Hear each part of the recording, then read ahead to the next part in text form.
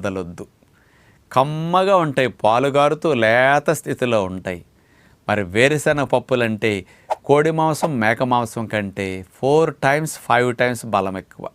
పచ్చివైతే 4 రెట్లు బలం ఎక్కువ, ఎండు పల్లీలు అయితే 5 times బలం ఎక్కువ. అంచేత ఎవరు పచ్చి పల్లీల్ని రోజు తింటే మంచిది, బాగా తినొచ్చు అంటే గర్భవతులు, బాలింతలు, ఆటలాడే పిల్లలు, బరువు పెరగాల్సిన వారు, ఎదగాల్సిన వారు, అట్లాగే ఎవరికైతే జిమ్, బాడీ బిల్డింగ్, వెయిట్ చేస్తారో అట్లాంటి వారు, హార్డ్ వర్క్ చేసుకునేవారు ఈ పచ్చి పల్లీలు రోజు తినటం మంచిది.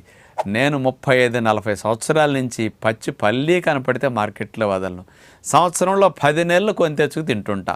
రోజు అన్ని వేరుశనగకాయల్ని తప్పనిసరిగా నేను అట్లా ఒలుసుకుని తింటూ ఉంటా. మహాత్మా గాంధీ గారు వేరుశనగ పప్పులు రోజు 2 గుప్పెళ్ళు మానకుండా తినేవారు జీవితకాలం వరకు. తెలిసిన రోజు నుంచి అస్సలు వదల. బలంగా